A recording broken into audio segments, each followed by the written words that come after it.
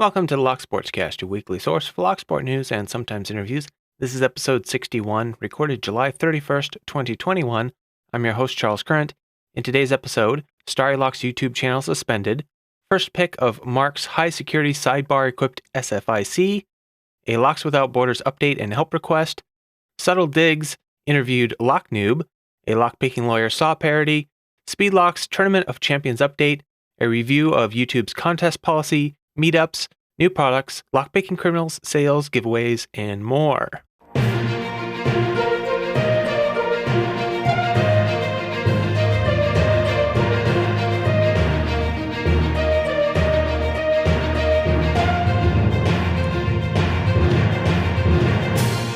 You can subscribe to the audio version of the show on most podcast apps and at the locksportscast.com. If you don't already have a Podcasting 2.0 compatible podcast app, you can find one at newpodcastapps.com.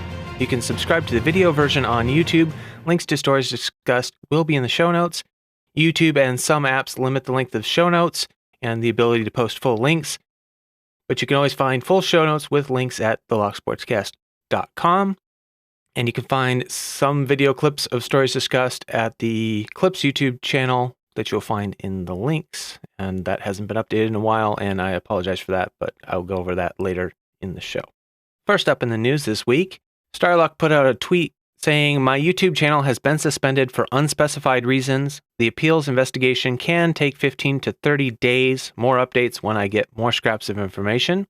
And I also received notices from a few other people that this had happened, and Pocket Woman in particular sent in an email. She reiterated what Starrylock had said in his tweet and then said, "The campaign to bring back Starrylock has begun. Let's use computer talk to get Starry's channel noticed by YouTube to hasten the appeals process. Use the hashtag Starrylock on any video title or description you post. Share this hashtag with all your mates. Let's get this hashtag trending. Hashtag Starrylock. This is what I've asked the community to do to try and help Starrylock. Can you please let the community know what has happened?" She says the Shoutout Monday series will continue with Pocket Woman putting out 2 shoutouts each Monday until Starrylock's channel is back. The Shoutout Monday series promotes Locksport channels with under 100 subscribers.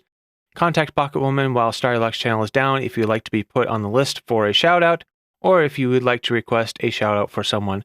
Thanks for your support. And she put out a video reiterating all of this that is called hashtag Starrylock channel removed for unspecified reasons.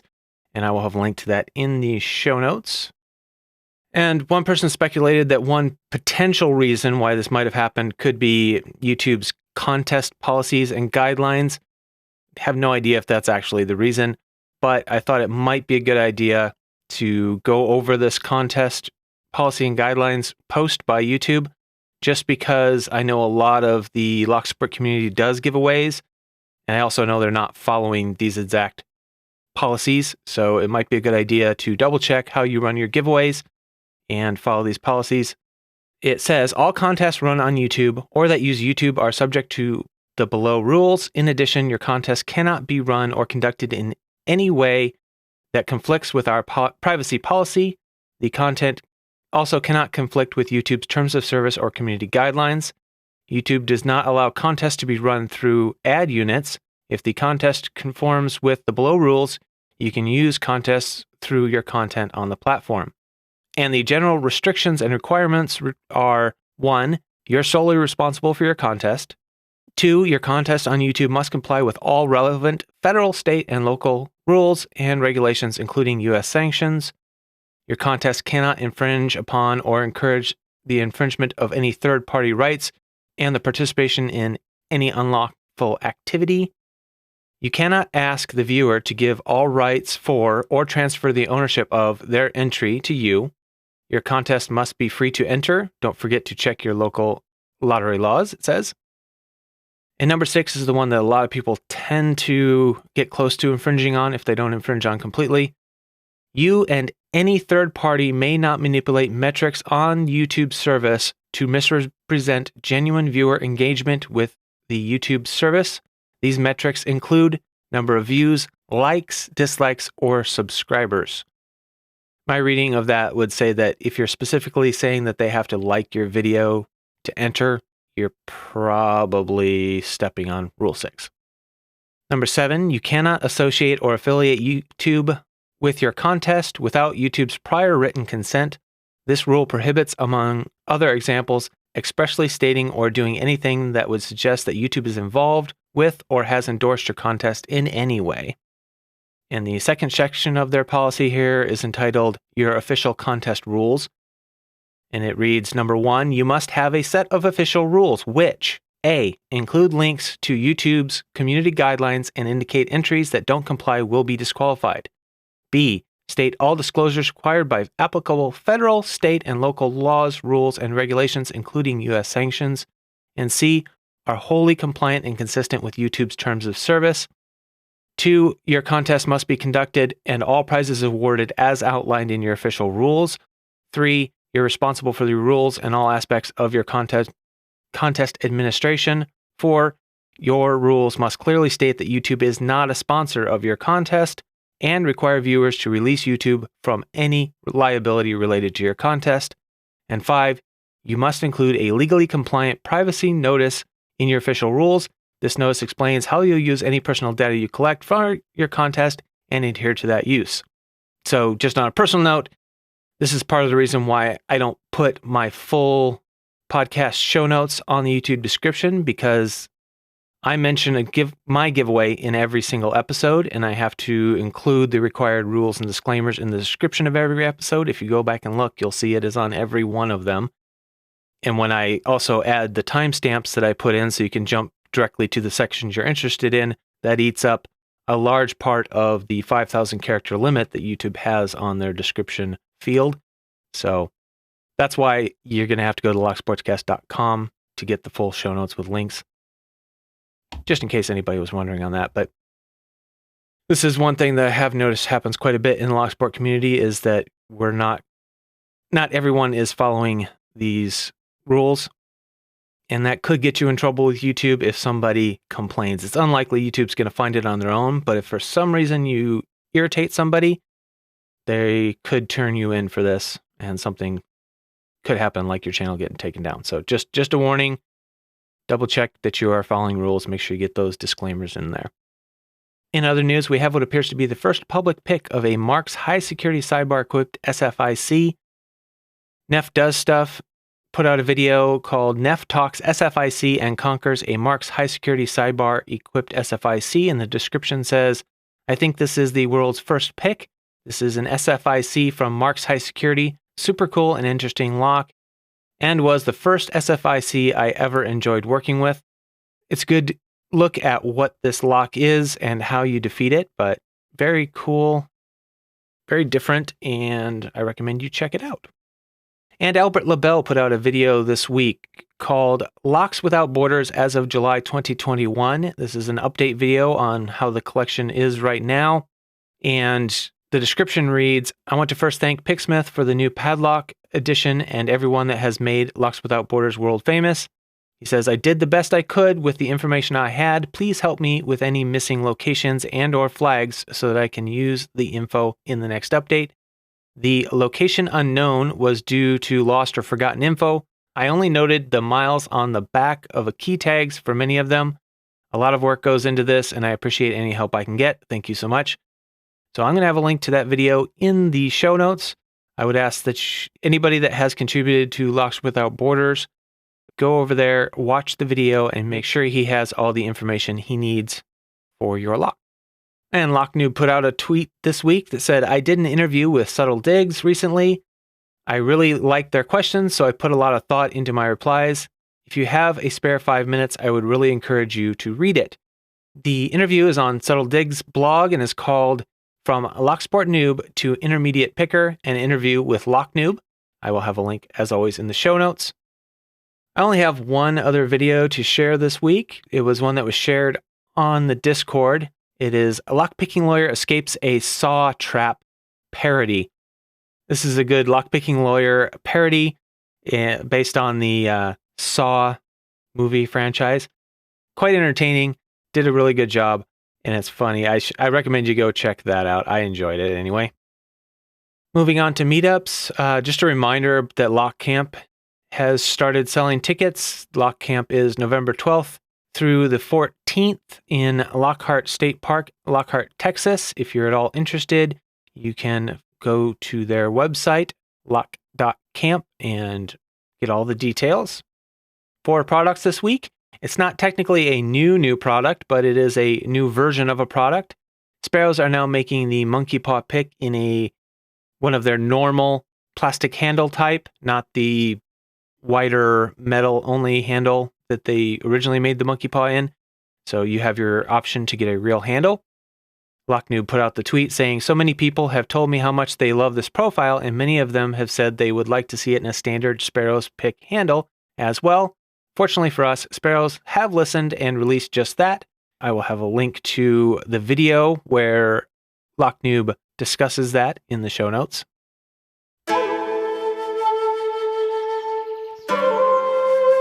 Moving on to the Lockpickers United belts this week, I really only have one that was ready to announce by the time I recorded this.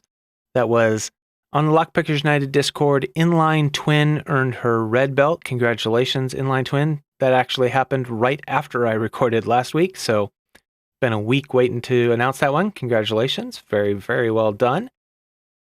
We have an update posted to the SpeedLocks.org Discord by Rune. Says, "Congratulations to our first round SpeedLocks Tournament of Champion winners.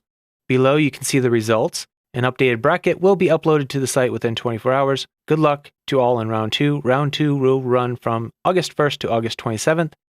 Looks like not everybody submitted videos, at least not by the deadline. So if the opponent didn't submit a video, the person who did automatically won.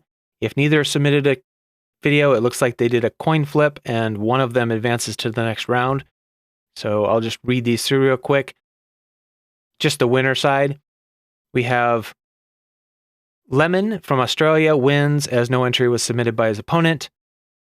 Adam F 1984 from the USA wins due to the coin flip. PDX Cardinal 78 from the USA wins due to the coin flip. Big Truck Australia wins due to the coin flip. Georgia Jim USA wins a bye to round 2 via the random draw at the beginning.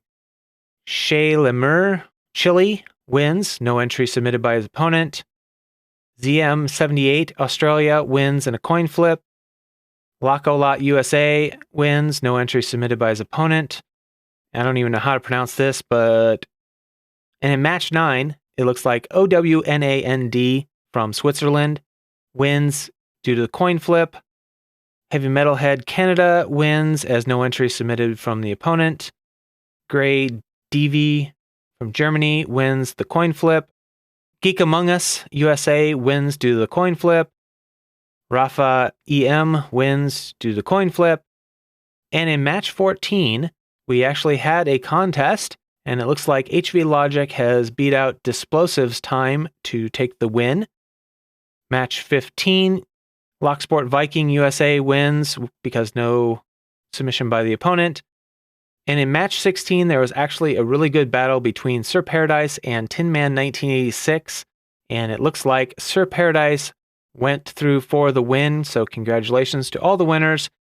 And hopefully we get a little more competition in the next round. And before we get on to the rest of the content of the show, I'd like to say thank you to the people that made this episode possible. Producers of this episode include the Patreon subscribers BillN, Medler, Panda-Frog, Michael Gilchrist, Starrylock, Williams Brain, Dave to be Deciphered, Pat from Uncensored Tactical, PH Picker, 3 Raccoons in a Coat, Sherelle, Patty Cakes, Mog, John Locke, Rat Yoke, and Mr. Picker. The chief content producer for this episode would be iFisk. Really stepped up this week. So thank you for that. And other content producers for this episode, Sherelle, Good Guy, HV Logic, John Locke, Joshua Gonzalez, Panda-Frog, Pocket Woman, Rune, Starrylock, and Tony Varelli. Thank you to all of you. It was a very, very busy week for me this week, and I really appreciate the support. So just remember that this show is only possible because of the support of community members like you. So if you're getting value out of this podcast, please help return that value a little bit, either by helping by submitting stories, sharing the podcast with others, or by possibly a financial donation, either by PayPal or subscribing on Patreon. If you do subscribe on Patreon, you get a private RSS feed that will get you the episode a little bit earlier than everybody else. That's really the only benefit that I have to give anybody at this time. Moving on to the state of the podcast. Wow, have I been busy this week. I'm still working on my bathroom rebuild, and my work, we're in the middle of a maintenance shutdown, so it has been keeping me very, very busy at work, and I haven't had much free time. When I do, I'm usually completely exhausted. So the podcast has suffered a little bit as a result this week. I haven't had time to keep up with social media and searching out stories to cover, so I'm not actually sure if this episode is going to be a little long or a little short, because I'm also using a new software for the organizing of the show that hopefully should make things easier in the long run, but it was a bad week to start using it because it has actually cost me a lot of time. And I would like to thank everybody who voted for me in the People's Choice Podcast Awards. We don't have the announcement of the final slate yet. That will be on August 8th.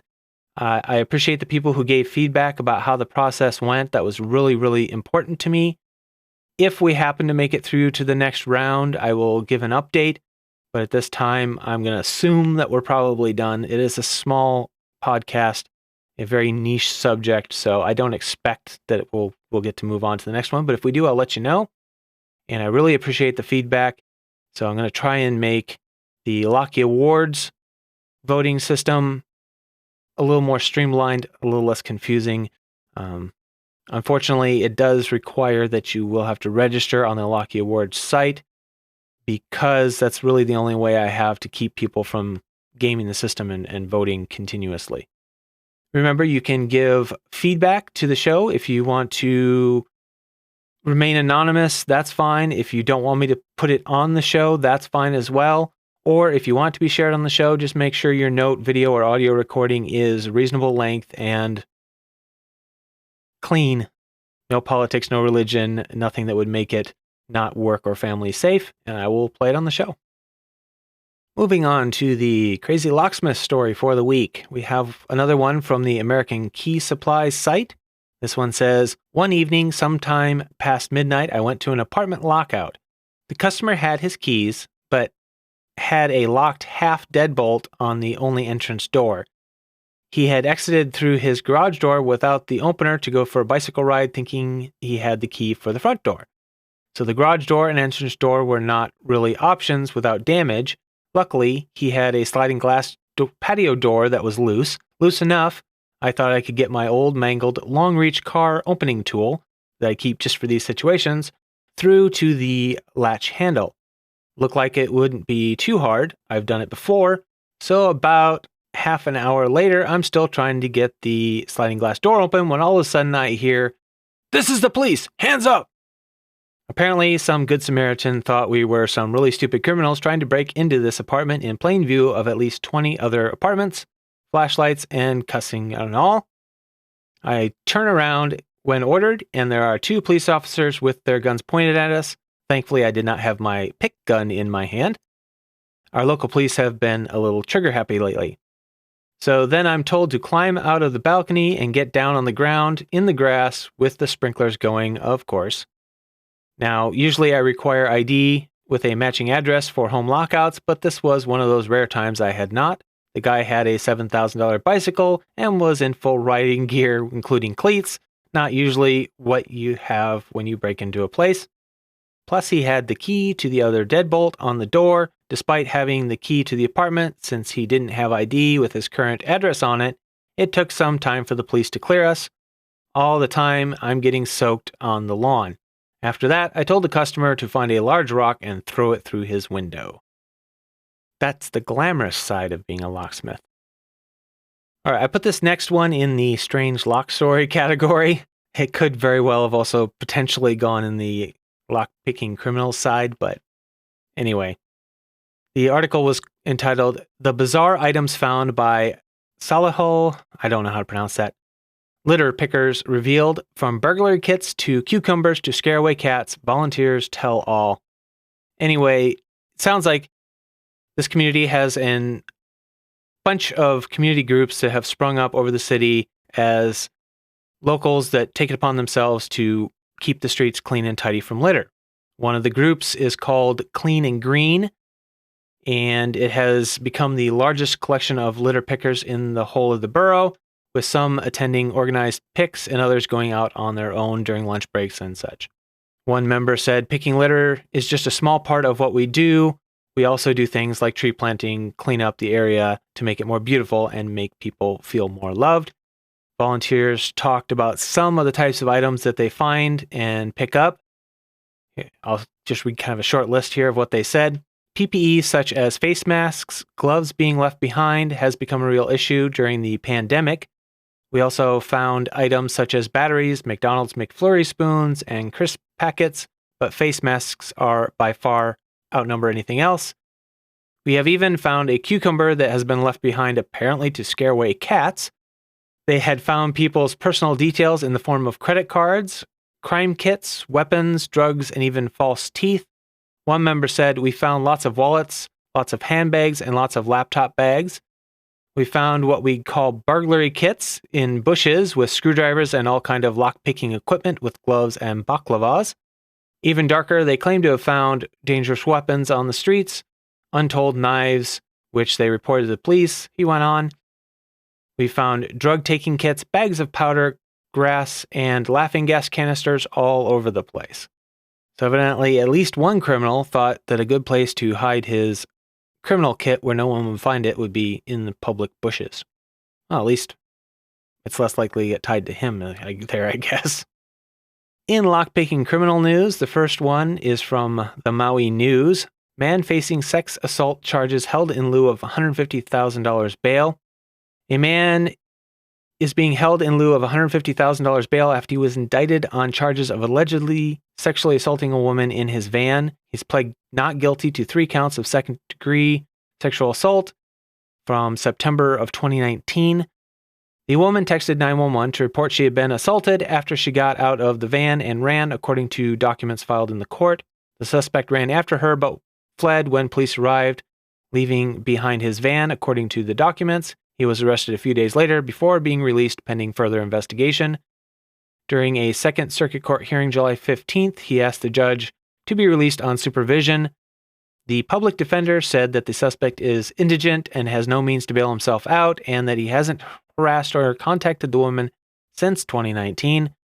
In opposition of bail reduction, the prosecutor said that the suspect had been on Maui only since 2018 and claimed to be living in Tennessee when the police detective contacted him, say his van and cell phone could be returned after being seized in the investigation. Police learned the suspect didn't reside at the Tennessee address he provided. However, in the van, police found stolen jewelry, lockpicks, Tennessee driver's license in 3 names, and Social Security cards in 2 names. According to the memorandum, it said that 2 of the names were listed as aliases for the suspect, and he is charged with sexually assaulting the victim multiple times and has multiple police contacts in numerous states throughout the country. So the judge kept the bail at $150,000, saying the amount was reasonable. Our next story is not specifically a lock-picking criminal story, but I figure it is relevant in the modern digital age. The article was titled, "A Delivery Contractor Stole 8,800 Amazon Packages Worth More Than $274,000, Police Say." A delivery contractor stole the packages from a warehouse in New Jersey, according to police. He was employed by a third-party contractor, Globus Express, and was responsible for taking pallets of packages from the Amazon warehouse in Logan Township and delivering them to the U.S. Postal Service facilities, according to details included in the affidavit of probable cause. Amazon began investigating him when a large number of packages were reported as not delivered. In all, investigators identified 8,824 Amazon packages with a total value of $274,483 that never made it to their destinations. The suspect admitted to Amazon loss prevention officials in May that he committed the thefts beginning in November of last year because, quote, "the difficulty surviving during the COVID pandemic," end quote, according to the affidavit. He also admitted using someone else's credit card to enter the warehouse, where he was not permitted, though he refused to say how he got the card, police say. He was charged in June with second-degree theft and fourth-degree forgery for misuse of the access card.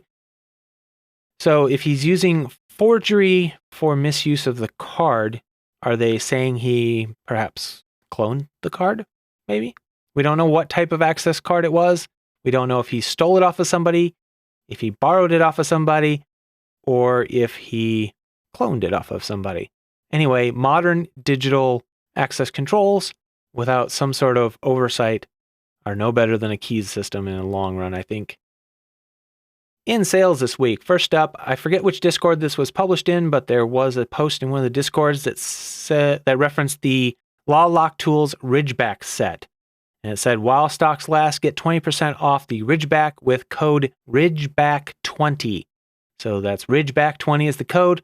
It's only good on the Ridgeback set by LawLock Tools at their website. Code and link will be in the show notes. We also had an email from Peterson for thinkpeterson.com. 15% off with the code AS6BF6X225 that expires on August 6th. So that's Alpha Sierra 6 Bravo Foxtrot 6 X-Ray 225. 15% off. I believe it's an order of $50 or more with that coupon code. 3dlocksport.com. 10% off with the code LSCast10. Mako.com. Go to there, get 15% off with the code BuyMako. And uklockpickers.co.uk. 10% off with the code GIFT. Moving on to giveaways. Really don't have much this week. Wasn't much sent in, and I didn't have time to go looking and asking people if they were willing to share. So we just have Panda-Frog should be putting out his August video very soon. By the time you hear this, the July giveaway will be over, but he's doing one every month. So stay tuned for his August video and what the new rules will be. CLK Supplies has their hashtag LockBoss giveaway. So you can go over there if you're interested in giveaways. Lots of good prizes from them. I have the Lock Sportscast. We have the monthly giveaway for a custom Packlock 100A or a $20 gift code from hooligankeys.com. You can find all the details in the description of the video, in the show notes, and at giveaway.thelocksportscast.com. Remember to send me any information you have that's Locksport related. Even if you don't think it's important, it might just be the information that I need to put an episode together. If not, no harm done. Don't worry about sending me too much. I would rather have too much information than not enough. I want to thank everybody for their continued support and all of the wonderful patrons who keep signing up. Really more support than I expected. I really appreciate all of you. Thank you. And remember to keep it legal.